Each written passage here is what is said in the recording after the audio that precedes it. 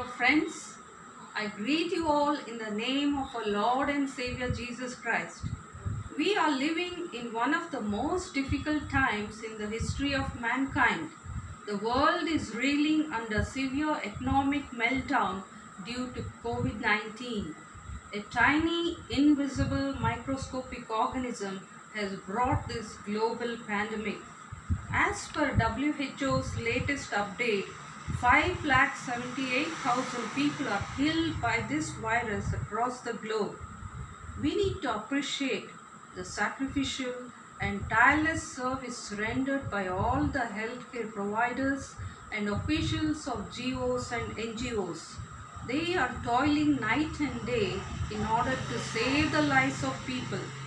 COVID 19 has not only affected the economy, but it also has affected the social life, the religious life, and the education system.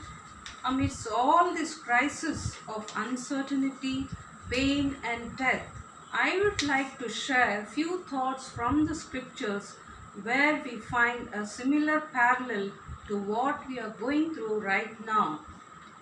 Have we ever realized any time that what it would be like if there was no church to come to worship, if there were no Bible studies, no prayer meetings, or if there were no preachers or pastors to give us the Word of God?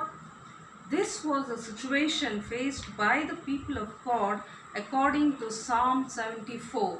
From this psalm, I would like to share under two headings. The first one is the destruction of the land, and the second point is people's response. Destruction of the land. This we read from verses 4 to 9.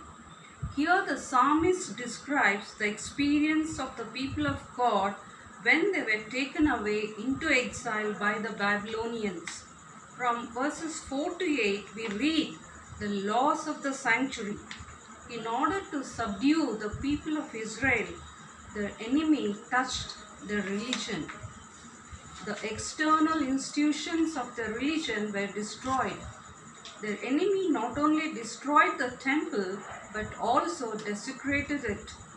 This has happened several times in the history of the Jews. One of their conquerors sacrificed a pig on the altar in the Holy of Holies and desecrated it. The destruction was extensive. All other holy places scattered throughout the land were also destroyed. They burned all the meeting places of God in the land. This we read in verse 8. They set up their own religious signs and emblems in verse 4. Their loss of the assembly, this we read in verse 8. They were not able to meet together as a congregation for worship. Their meeting places were destroyed. Their loss of the symbols of religion, this we read in verse 9.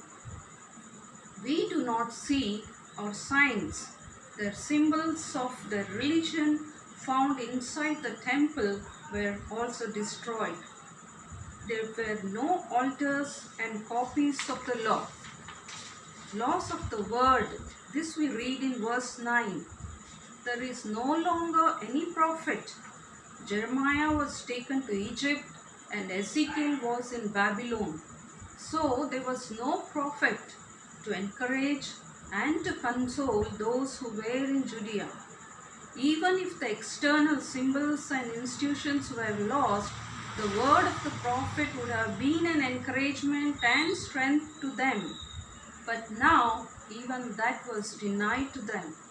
All that they depended upon for their spiritual life and for their encouragement was taken away. God had allowed this to happen because they depended upon the external symbols and institutions of religion more than upon Him.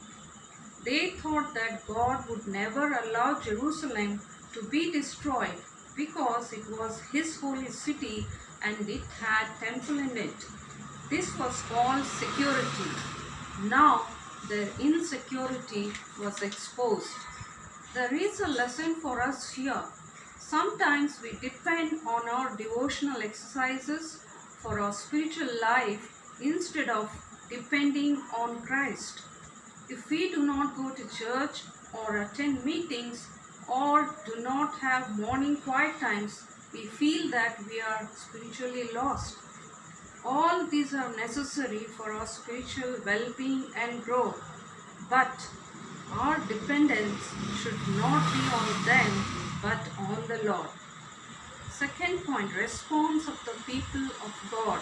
This we read from verses 1 to 3 and 10 to 17. Their main lament was that God delayed. He did not act quickly. The psalmist begins his prayer in verse 1. Why have you rejected us forever, O God?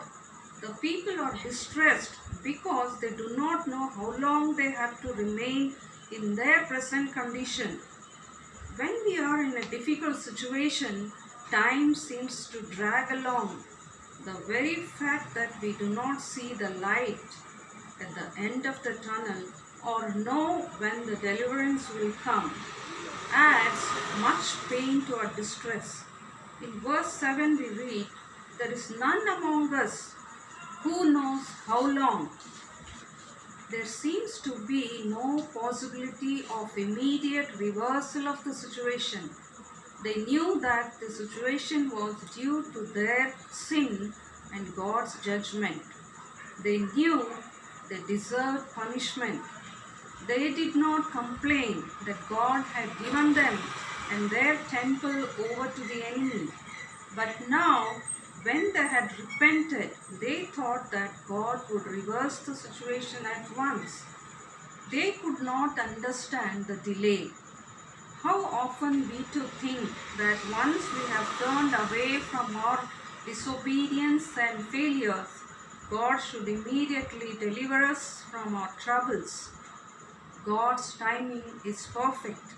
Sometimes He forgives the sin but allows us to suffer the physical and temporal consequences and uses them for our chastisement so that we may be purified and conformed to the image of Christ. There seemed to be no proof of immediate restoration through God's power. This we read in verses 12 to 17. The psalmist records the various acts of the power of God. He is the Lord of creation and history.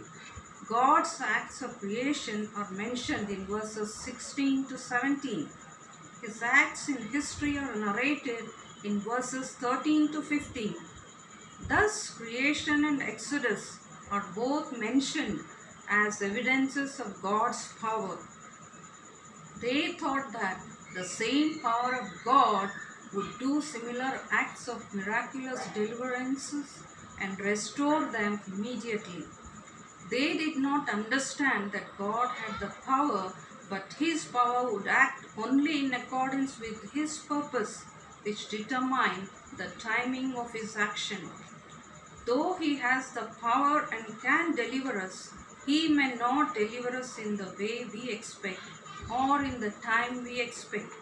God's delays are intended to work out His purposes in us and through us.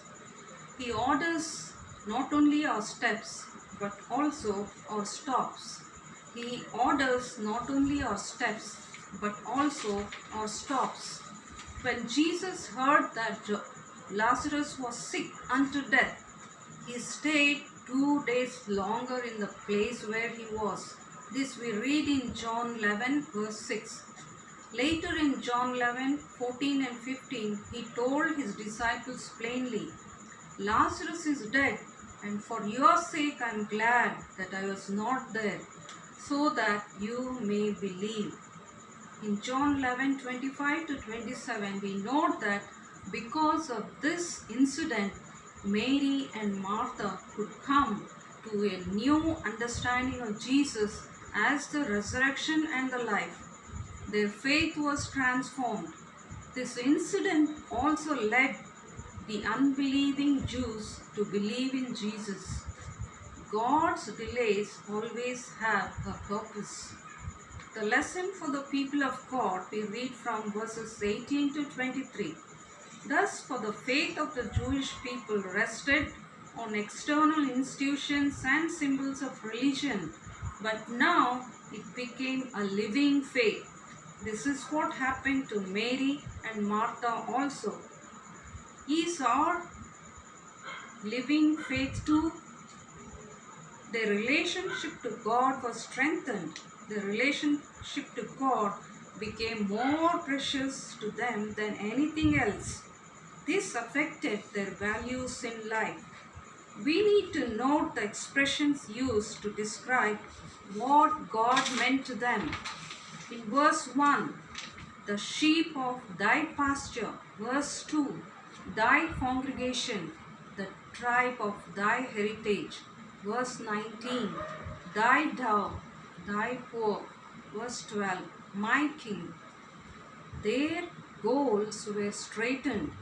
Their attention was redirected from the sanctuary and the symbols and institutions of religion to God Himself. They became more concerned for God's honor than for the rebuilding of the sanctuary or the restoration of the religious institutions and symbols. God's glory became their goal. This we read in verse 10.